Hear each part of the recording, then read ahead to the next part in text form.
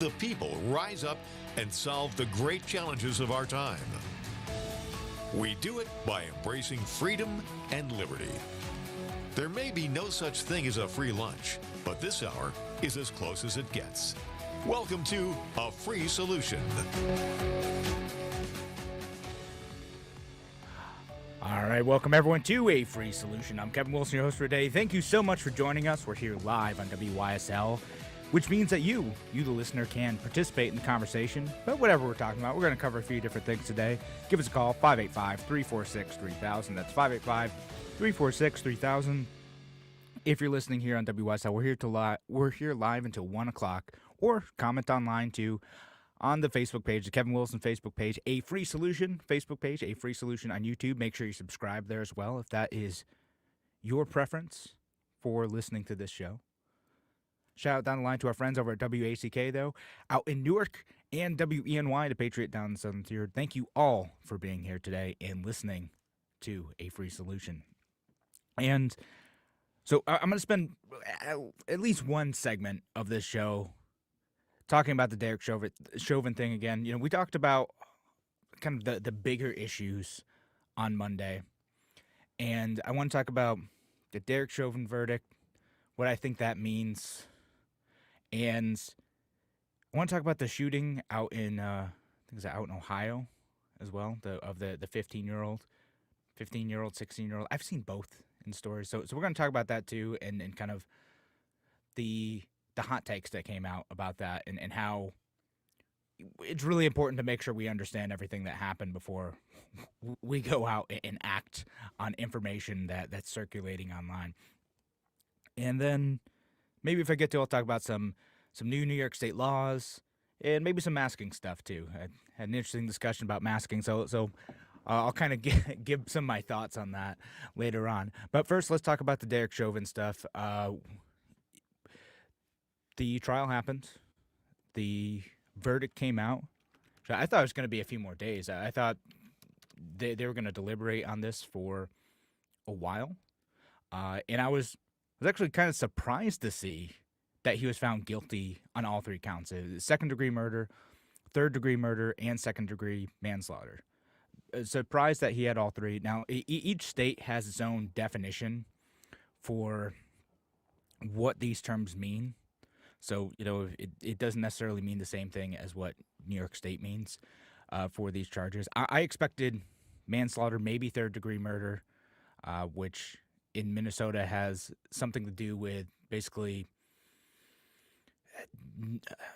to put it in layman's terms, like basically negligent death of someone based on your actions, right? So that Derek Chauvin took specific action to kill someone. And that as a result of not caring about the life of the individual he was taking action against, killed him. So that's a murder charge in Minnesota. Second-degree murder in Minnesota, it requires, as I understand it, a little bit more intent, which is why I was a little bit surprised that they got him on that one. But you know, I'm not a lawyer, and I wasn't put in a position of being on that jury. And I know there's this accusation of is this mob justice, right? Was the jury motivated by the political zeitgeist to convict Derek Chauvin on all three counts here? Were all three appropriate?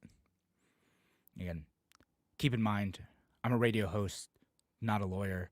I'm just looking at this as an average guy, as many of you are too. You know, we're trying to make sense of this in a policy context. What does this mean in terms of Black Lives Matter movements, police reform?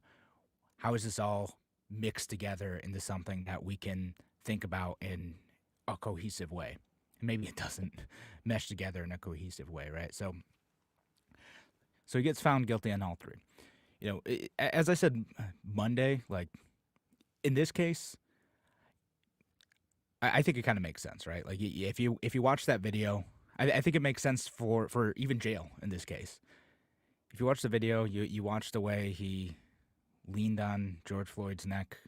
I know he had drugs in the system, but the fact of the matter is he acted inappropriately in a way, and his actions led to George Floyd's death. That was careless about his life, putting too much weight on someone in a way that restricts their breathing, which that it did. The medical examiners said it did. Particularly if they're facing, a medical crisis in terms of having drugs in their systems too. But putting your knee on someone's neck for 8 minutes 45 seconds, yeah, that's gonna kill someone. And he was begging for his life during that time. I don't think that George Floyd's. I don't like how the Democrats are saying, George Floyd made this sacrifice. Man, he didn't make a sacrifice. He was killed by a police officer. He's a victim of a terrible incident, right? I also don't think that Derek Chauvin's conviction is. People have asked, like, are you happy about this, right? I'm like, I'm not happy about it exactly. Like, this is terrible. Like, I'm not happy someone's going to jail. I know some people are happy about it. They're like, finally some level of accountability, right? Like, police officer does a bad thing, he goes to jail. I'm not happy about it though. This situation's always sad. I don't know what justice actually looks like, but to me, it's more making sure that, like, we can learn something from this. And that sounds a bit pat, but we can learn something about this to prevent that from happening in the future. That, and I talked about this a lot on Monday's show, but, like, how can we look at the George Floyd situation, the Daniel Prude situation, and at the very least try to say, okay, if someone is facing this particular type of crisis, how can police officers act in a different way, change policy to make sure that someone who is being detained by them doesn't die? Like, that to me is what justice looks like, is making sure you minimize the opportunities for someone to die in police custody. Derek Chauvin going to jail, I get that is cathartic for some folks. And what's going to be interesting is I think that it's going to be quite an appeal going on with this as well, because of that accusation of mob justice. That the jury, the defense is going to argue, was influenced by the media, politicians, and others at the time, and pressured, even by threats of violence, to reach a certain conclusion. Now, I don't know what was going through that jury's head. I think that they had a very difficult decision to make, and the prosecution apparently made their case beyond a reasonable doubt that he was guilty on all three. Yeah, I don't know. I didn't expect that, but that's apparently the prosecution made their case well. The defense wasn't able to poke enough holes in those theories to get their client off in this case. But there's going to be an appeal for sure. And part of that is I'm sure going to rest on, was the jury influenced by current events? But I'm not sure that you can separate yourself from that. I'm not sure it's possible. But we are where we are. We're a situation where, okay, this guy's going to jail. The small amount of accountability.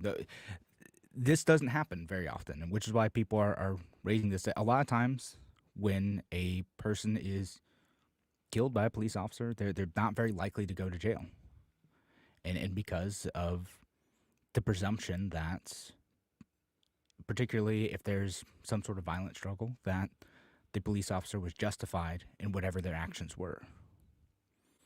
And I got a comment from well, we got one from Steven, who's just saying hi. Hi, Steven. Another one from Tim says, rumor has it that the jurors were doxxed during deliberations. Tim, I don't know if that's true. If you have any links for that, yeah, at this point, it's just a rumor. If you have links, I'll read them off. I'll talk about them. If that is what happened, then yeah, that would be good grounds for defense to do it. In fact, the judge had criticized some political actors for stirring up sentiments around the trial and folks who were kind of threatening violence if there wasn't conviction. And the defense now has a good case that the jury was influenced to come to a decision based on fear for their own life or fear for social order. and that stinks. Maxine Waters had said some stuff that that I think the judge was critical of as well. So that's what was going on in that case. And yeah, I mean, if it does, the judge pointed out that hurts a conviction. That makes it more difficult for this case to be seen as unbiased. And we're going to see too what happens with the sentencing and whatnot too. But when we come back, we'll keep talking a little bit more about this, and then I want to shift to another case. Happened yesterday as well, with a 15-year-old who was shot by police. So thanks again for joining us here on A Free Solution. If you have thoughts on this, give us a call, 585-346-3000. That's 585-346-3000. Thanks for listening today. We're going to be back in a few minutes.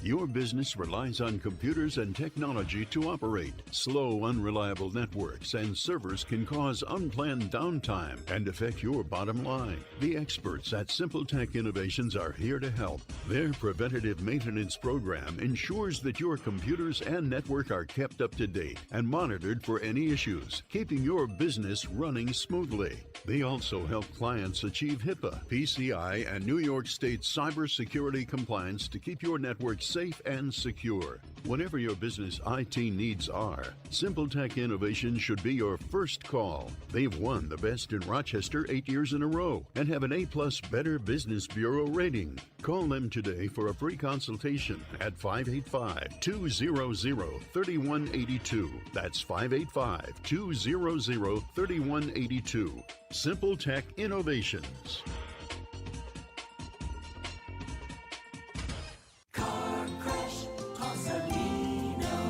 When you've been seriously injured in a car crash, you need a lawyer who knows how to beat the big insurance companies.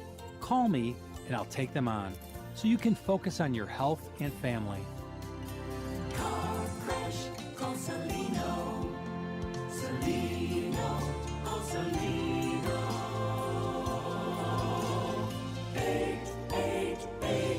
888-2020. Main Street, Rochester. A message from the National Police Association. It used to be that any able-bodied person would offer to assist a police officer in danger. Now, passers-by are more likely to take a video. There's a better use for your phone when an officer's in trouble. Call 911. Tell the operator where you are and what you see. Then, start your video to provide evidence later. To learn more about how you can assist law enforcement, visit nationalpolice.org. That's nationalpolice.org.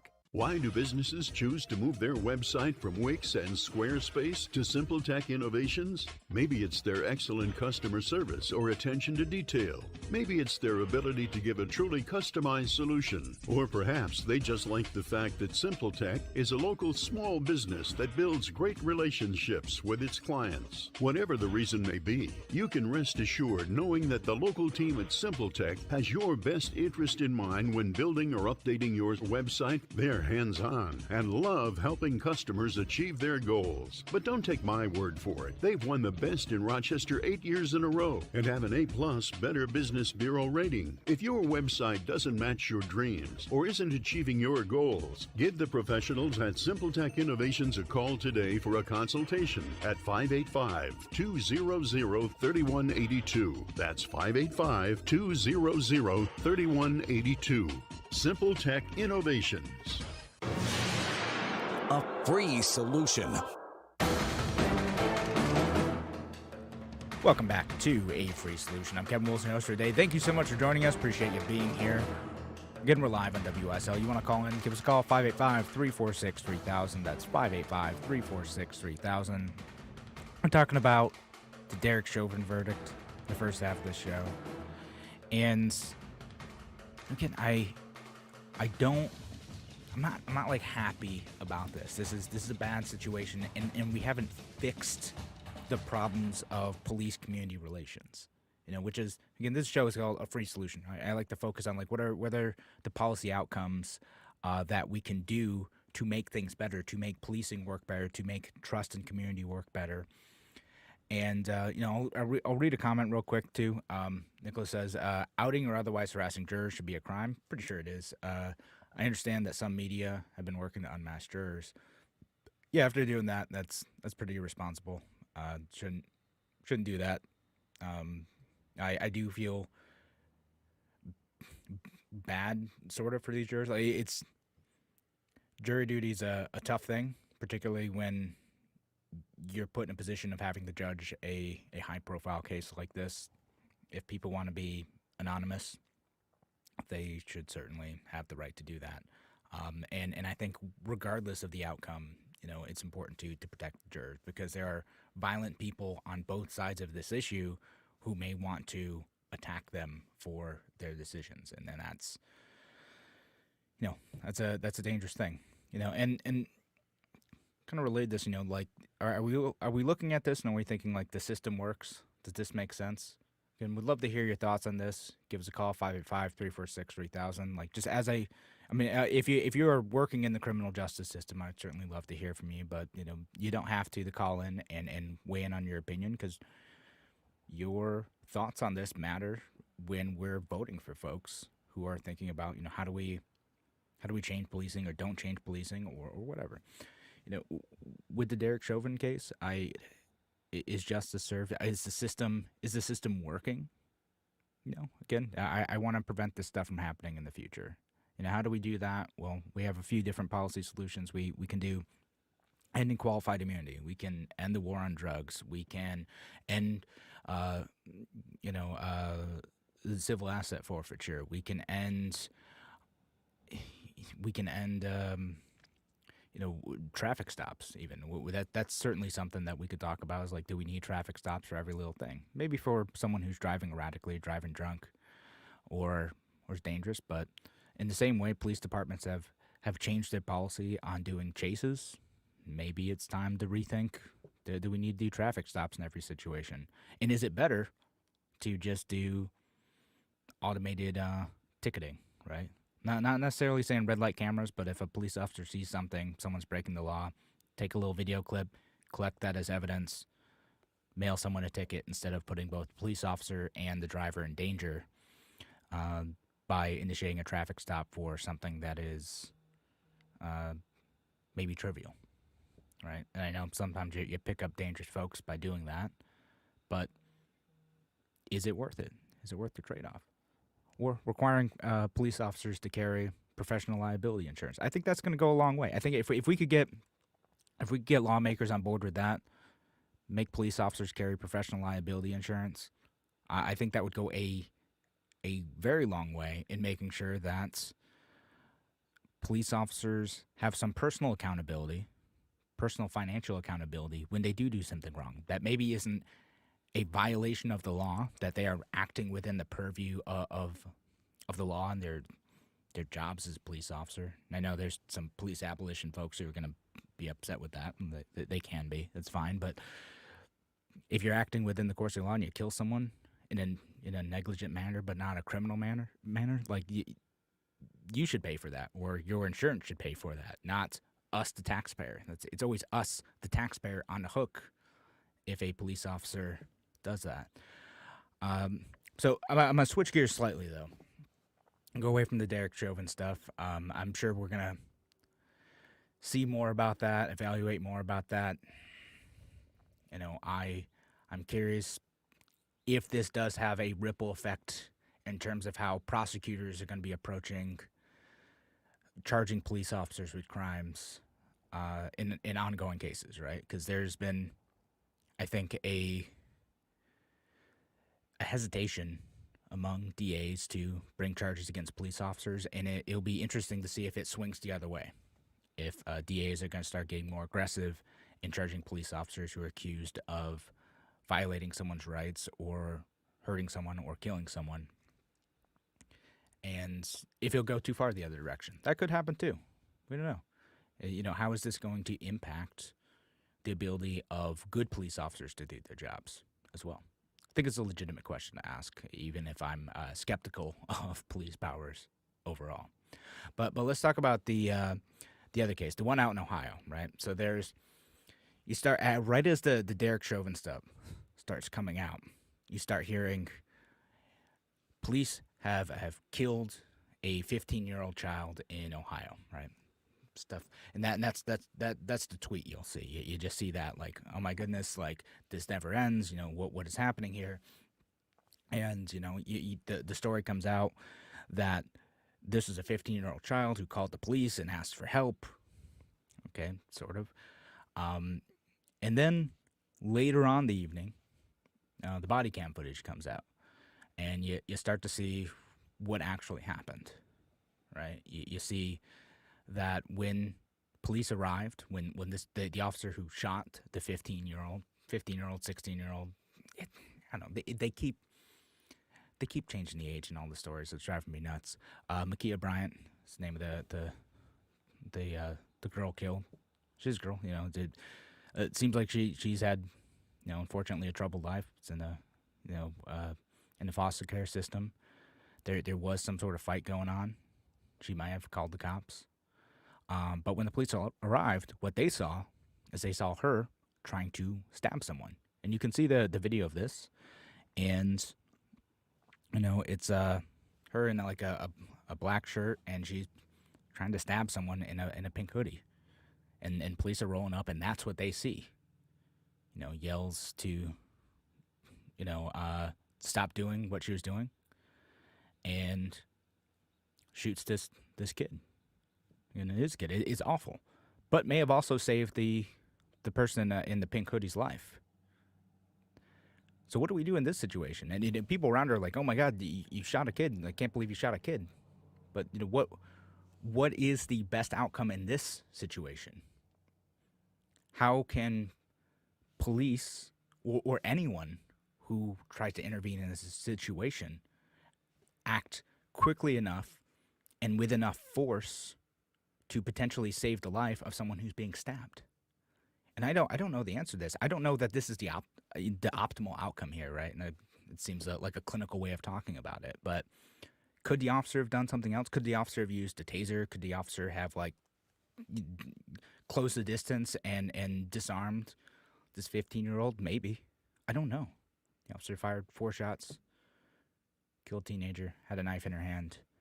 But before this full story came out, though, there's already, you know, Black Lives Matter protests, like, starting to form around the police station. Like, people are, you know, raising this girl up as a martyr. I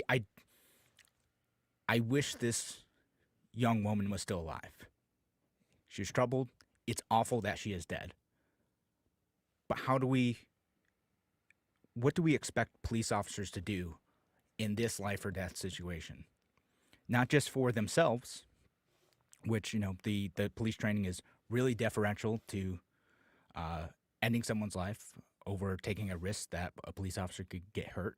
And I think that's worth discussing, right? You know, how much danger are police expected to put themselves in when faced with a deadly or dangerous situation, but also in intervening in this situation. If the police officer saved this other woman's life, was it worth it? Could they have done something else? Is there a better way to intervene here? I don't know. But is this justified? Maybe. Maybe it is. But it's a child. It's awful. This doesn't fit neatly into anyone's narratives. And yet, immediately after this happens, everyone's already decided what their version of the story is. It's why, you know, I admit I've done this before too. I've looked at situations too quickly, and I've formed an opinion on them that met my narrative of what I think the police are sometimes, and I've gotten it wrong, and I apologize for that. And that's why with this one, I didn't immediately start retweeting this stuff and sharing this stuff on my Facebook. Oh my goodness, I can't believe the police would kill another child like this. You gotta slow down. You gotta take a look at what actually happened here. It's a terrible situation. And Jamie's saying, you know, what do you do? Walk away. No, I don't think most police officers want to do that. I think most police officers want to intervene here and save someone's life. That's why they got into this, to help protect people. I think most cops are like that. You criticize me all you want, lefties, for that. I think most cops want to do the right thing here. This is a tough situation. Slow down on your hot takes. Thanks for joining us here on The Free Solution. When we come back, we might talk about this a little bit more, but then I'm going to shift topics to some other stuff. Thanks again for joining us here. Give us a call if you want to participate, 585-346-3000. We'll be back on The Free Solution in a few minutes.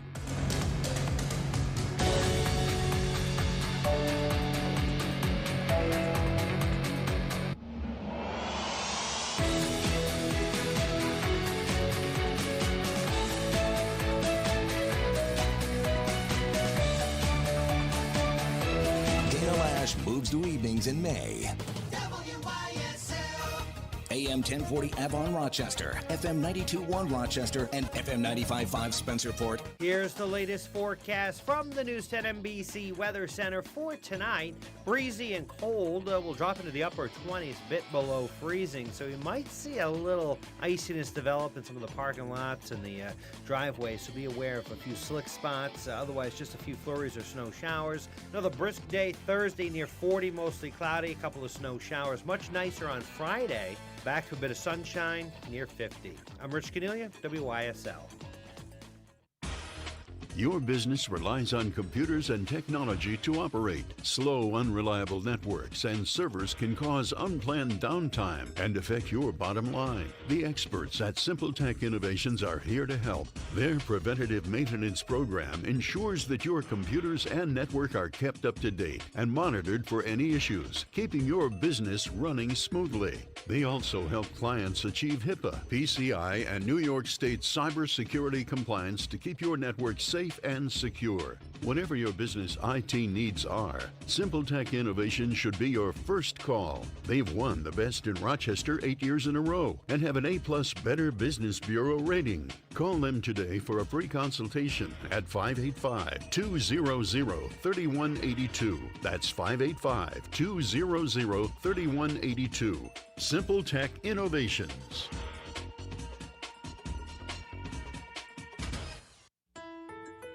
When you need contracting work done around your home or business, it's frustrating to find someone with the expertise, experience, and versatility that's just right. Chamberlain Construction to the rescue. Chamberlain's done it all, commercial and residential, and you name it, Chamberlain can do it. Roofing, siding, kitchens, baths, decks, porches, remodeling, bump outs, stores, garages, with the best in materials and workmanship. Over 30 years of reliable, ethical experience anywhere in our region. Chamberlain Construction, Dansville, 370-5959, 370-5959. Contact Lee Chamberlain, Lee at chamberlainconstruction.com. Spelled Chamber, L-I-N. Hey, can you stop by Colby's Bakery and pick up a fresh baked raspberry, a rhubarb, and a cherry pie for the family picnic? Wait, you aren't baking those amazing pies? Nah, I never bake. I just go to Colby's and Rush for the best locally made $6 pies in Rochester. Not even the blueberry crumb pie Uncle Ed raves about? Not even the cherry? Nope, I'm too busy keeping you in line. Get your $6 fresh baked pies at Colby's Bakery Ice Cream and Barbecue. Exit 11 for Rush off 390 just past Route 15. Open 11 to 9 every day but Monday, 533-3525. Hi, I'm Dr. Pat Brophy from UR Medicine, Golisano Children's Hospital. When your favorite team wins, it's because they work together. When a medical team saves a life, it's because they put all their skills together. That's why Golisano Children's Hospital is so dedicated to creating a healthy community. It will give kids in the region access to advanced care, help us do groundbreaking research, and provide top-notch training to the next generation of pediatricians. You can help us do this, so please give to Golisano Children's Hospital. WYSL. Hi, this is Joe Santani from the radio show Medicare U. Join me along with my partner Andrea Zaleski from T65 and Beyond every week as we explore the ins and outs of Medicare. We're your healthcare translators. If you're 65 or will be soon, you'll need this important Medicare information for the best coverage, best health, and best price. Medicare U, Tuesdays at 7:30 and Sundays at 1 on the WYSL stations. WYSL. Eisen Rochester is a full-service ophthalmology office, and we specialize in general ophthalmology, taking care of people from childhood to adult and seniors. We do general eye exams. We specialize in cataract surgery, corneal surgery, and disease, as well as LASIK surgery. We also have a full-service optical shop and contact lens fitting service. Visit Eyes on Rochester at 1157 Fairport Road. Escape from the everyday to a getaway at Woodcliff Hotel and Spa.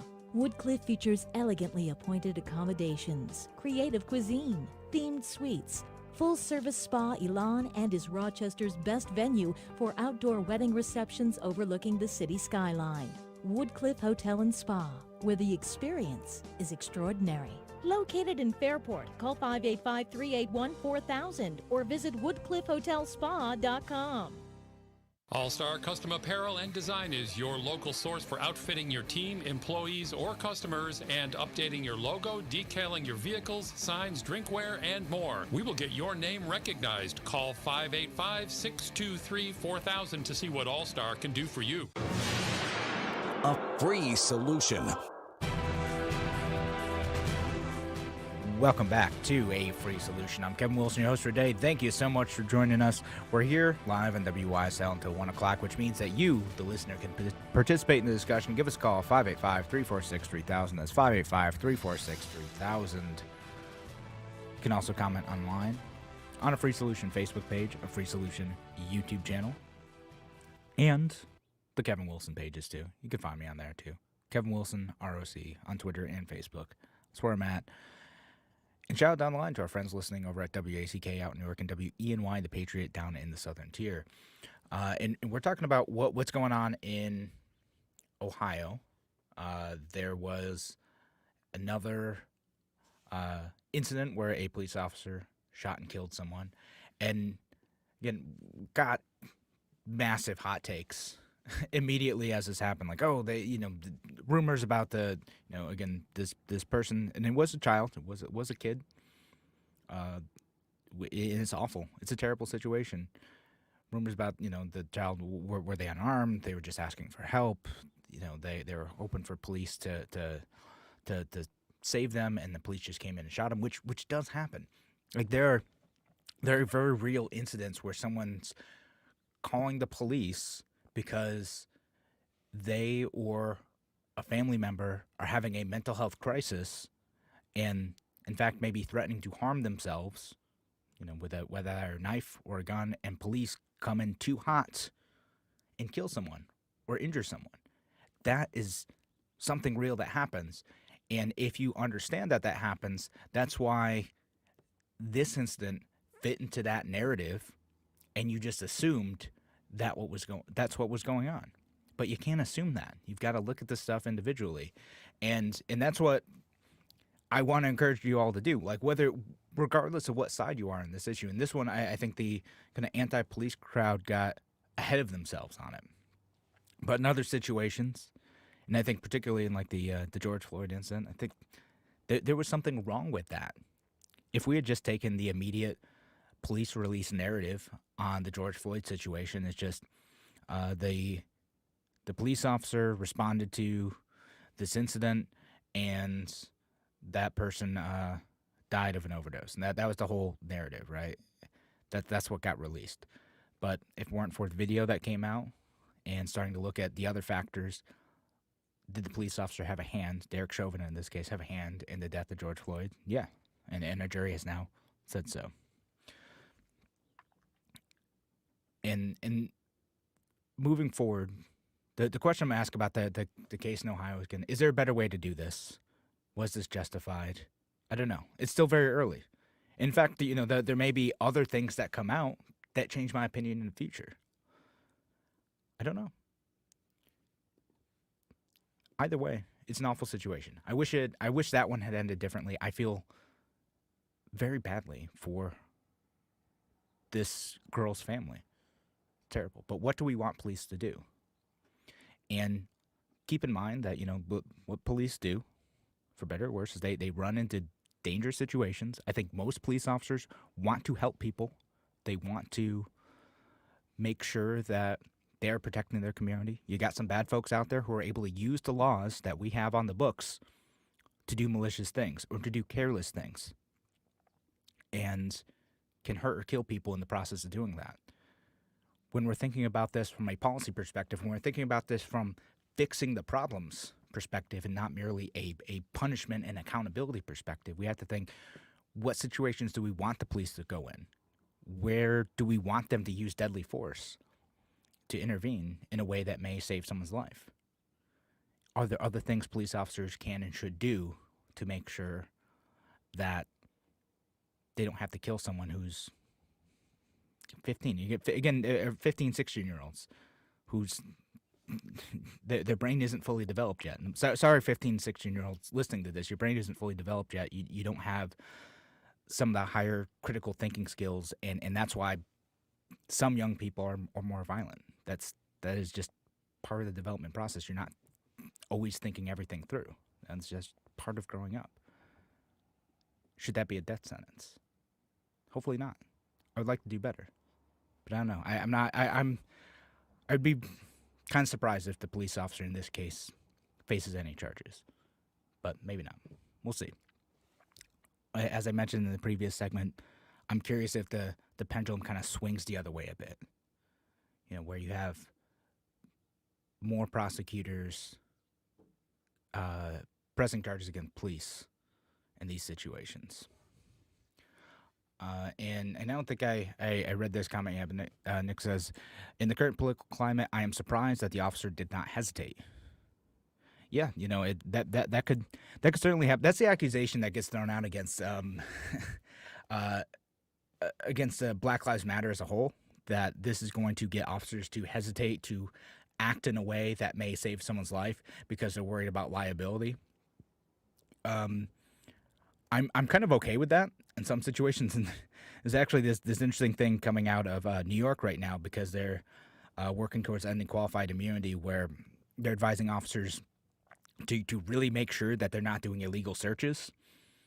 I don't think that's a bad thing. If police officers are going to respect our Fourth Amendment rights a bit more, well, good. I do think that police should make sure that they are exhausting all other possibilities before killing someone. And you don't have a long time to do that, but good training.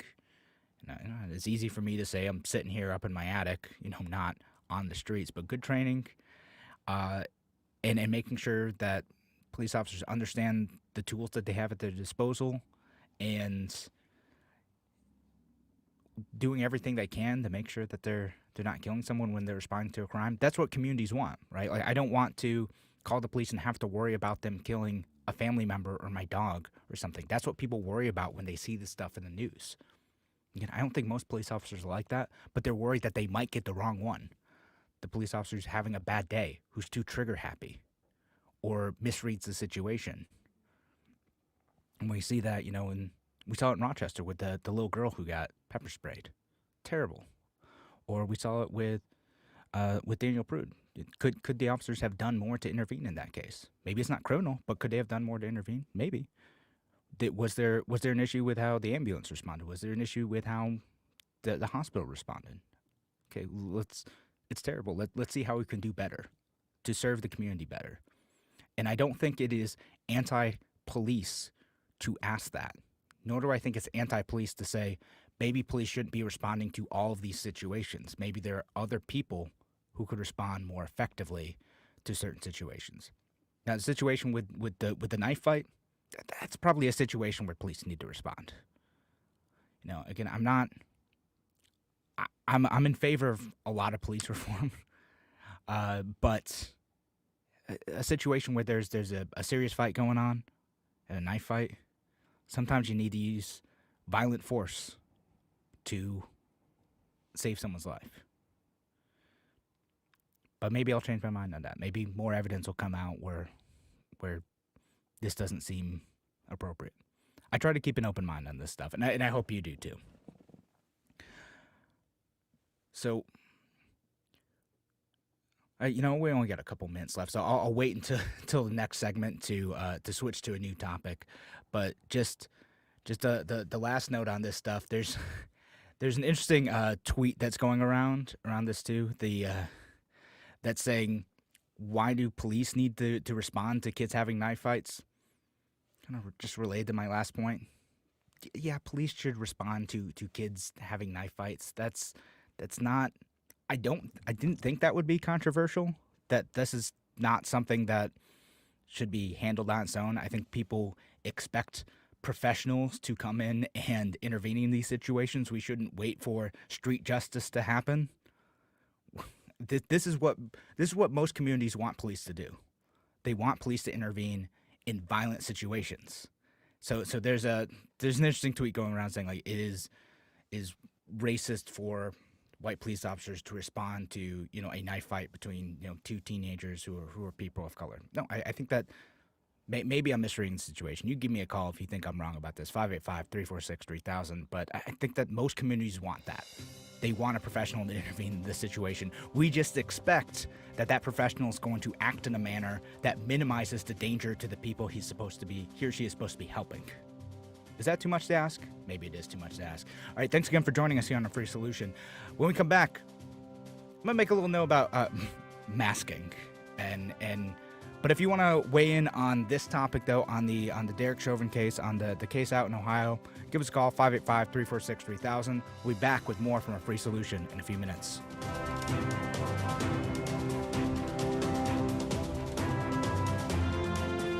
Why do businesses choose to move their website from Wix and Squarespace to SimpleTech Innovations? Maybe it's their excellent customer service or attention to detail. Maybe it's their ability to give a truly customized solution. Or perhaps they just like the fact that SimpleTech is a local small business that builds great relationships with its clients. Whatever the reason may be, you can rest assured knowing that the local team at SimpleTech has your best interest in mind when building or updating your website. They're hands-on and love helping customers achieve their goals. But don't take my word for it. They've won the best in Rochester 8 years in a row and have an A+ Better Business Bureau rating. If your website doesn't match your dreams or isn't achieving your goals, give the professionals at SimpleTech Innovations a call today for a consultation at 585-200-3182. That's 585-200-3182. SimpleTech Innovations.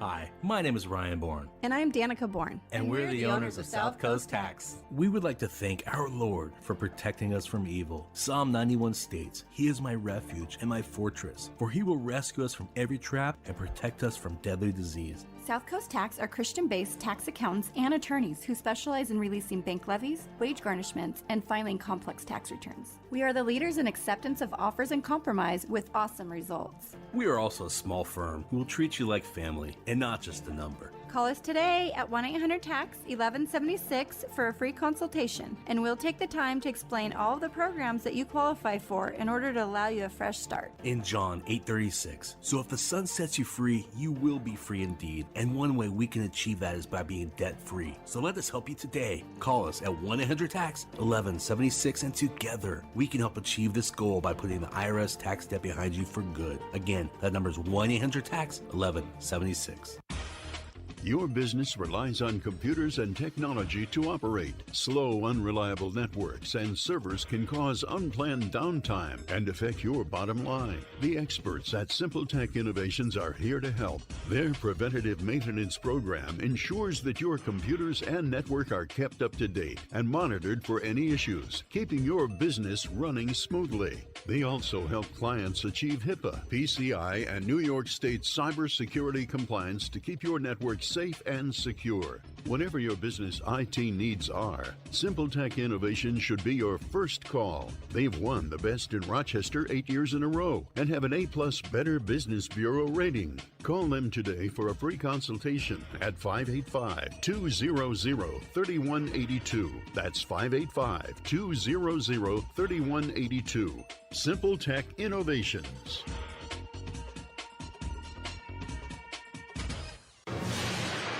A free solution. All right, welcome back to A Free Solution. I'm Kevin Wilson, your host for today. Thank you so much for joining us. We've spent most of this hour talking about the Derek Chauvin verdict and the situation of a 16-year-old being shot and killed by a police officer out in Ohio. And I wanted to spend just one segment talking about something else. And we spent the last 7, if we're counting the last show, talking about police stuff, which is important. It's in the news now. It's a current event show, guys. I'm going to talk about what's in the news, but I'm going to talk about something else. And I'm going to talk about masking for a second, right? Just because every once in a while I take the weird nuanced position on masking, which is I'm against mandates, but I think that there are some situations where a mask is more helpful than nothing. Now, the utility of masking goes down as more people get vaccinated and in situations where you can let's say, be outside or be far apart. And for instance, I was at Highland Park last weekend. It's a very pretty park in Rochester for those who are listening outside this area. Nice big park. Lots of room to walk around. Lots of room to be far apart from folks. It's a sunny, breezy day, and it is fundamentally strange to me to see, like, mostly young couples, honestly, walking 50 feet apart from anyone else wearing, N95 masks, like, or any type of mask. Like guys, you're outside, take the mask off, smell the flowers. It's fine. That looks just silly to me. It is, doing it in that situation is nothing but empty virtue signaling. I'm not an extremist in that. I'm not one of the guys who's going to be wearing a mask out in that situation. I just think that, if a private business wants to ask you to wear a mask while you're inside, okay, fine. I can either not shop at that business or decide that wearing a mask isn't that high of a price to pay for that. Now, does that start to look ridiculous when we have, when I'm fully vaccinated, which I will be in a couple weeks, or when most people are? Yeah, it's going to start looking ridiculous. There's a few states who are planning on keeping their mask mandates indefinitely. And to be honest, why? It outlives its utility. There are downsides to wearing masks, and we have to evaluate each of those risks individually. So I make this position, and every once in a while I like to pick fights with folks who are kind of on the extreme anti-mask position, who would say masks are inappropriate in every situation, and in fact we should ban them. Guys, I don't think we should ban masks. I think if you want to, 2 years from now, wear a mask in a grocery store because it makes you feel safer, or because you think you might have the flu or COVID or whatever, and you want to limit your spread, you should be able to wear a mask in the grocery store if that makes you feel better. Fine, whatever, do your thing. I don't think we should ban that. I don't think it should be illegal to wear a mask because I'm libertarian, and you should be able to do what you want as long as you're not hurting people. If it makes you feel better to wear a mask 2 years from now, go ahead. If a private business wants to do that, go ahead. I get that there's exceptions. There ought to be exceptions for certain groups of people who cannot tolerate wearing a mask. I get that. And because I participate in these discussions, though, and because I pick this nuanced position, I often get accused of being pro-mask mandate, though. I'm not. Again, I'm libertarian. You shouldn't mandate masks, nor should you prohibit them. Statists love to take, the either mandate or prohibit something position, and I'm neither. Just try freedom. Tell people where masks work. Inform people about what's actually effective and what's not. For instance, we know, like, an N95 mask, relatively good for both protecting the user and the people around the user. Something like a sports gaiter, which I use while running. It's nice for keeping bugs off your face. Pretty useless as a COVID prevention measure. In fact, it may be actively harmful. It aerosolizes the air around you a bit more. We know that now. It's good to know. If you see someone wearing a gaiter in a store, it is useless. And then there's stuff in between. There's different surgical masks, cloth masks, double ply, single ply.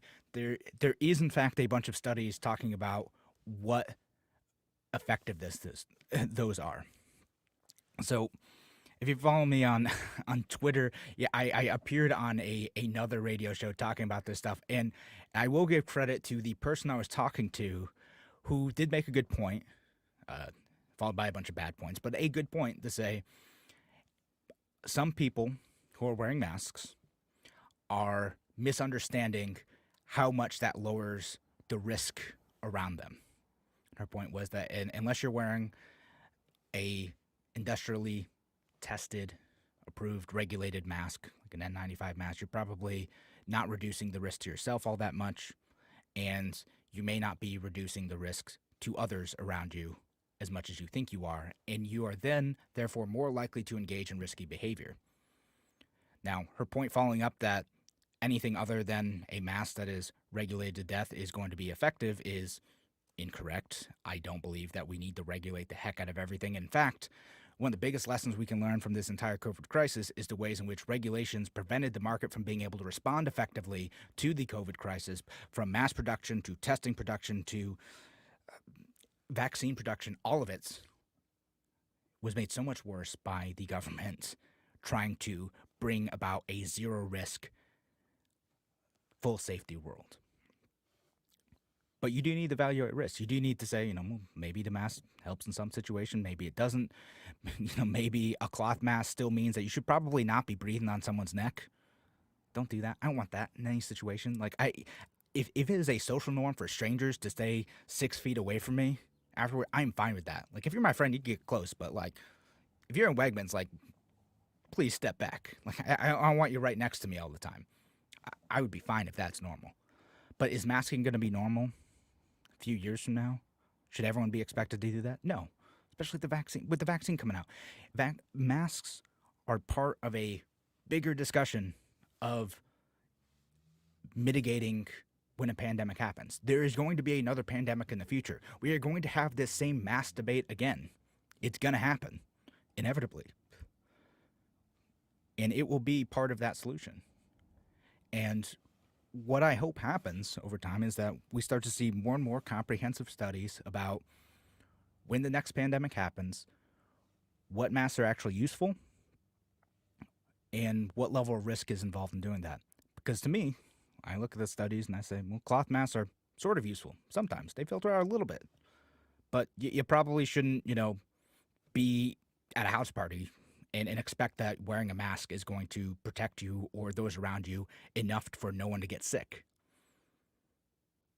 Just think about what your situation. I am confident that we don't need the government to intervene in all these situations, which is kind of what the conclusion of the show that I was on yesterday is, that we need the government to intervene here. We need more government regulation of both businesses and mass production, and that's how we're going to fix this. No, we need to inform people of what the actual risk is and trust that given that freedom, given that information, once we have built that trust among experts who don't lie to us about mask effectiveness like they did at the beginning of the pandemic, if we can do that, we'll be able to respond far more effectively to these crises in the future. And so we got some comments say the science is that masks are ineffective. Tim, that's not true, man. I'll fight you, Tim. I'll fight you later. Tim O'Connor, come on the show again. We'll fight about this, and then come on the show and we'll talk about some libertarian legislation. Love you, Tim. And yeah, to me, masks are effective in some situations. It's not a cure-all. It doesn't fix everything. It's not an impenetrable shield. Guys, think for yourself. Don't think reflexively on either side. This issue is complicated. It is part of a larger issue of protecting yourself and others. You don't have to fall into the dumb partisan bickering about this, where the Democrats are wearing masks out in parks on a sunny day in the middle of nowhere, and other folks are saying masks never work ever, and in fact, they're actively harmful to you. The answer to that is actually somewhere in between. It's helpful in some situations, doesn't fix everything. And as more people get vaccinated, as herd immunity emerges, we ain't going to wear a mask anymore. And it's stupid if government is mandating them in the future, and it's always been stupid for government to mandate masks. All right, thanks again for joining us here on A Free Solution. I will be back on Friday, and Larry Sharp will be in tomorrow. Thanks for listening today. Take care.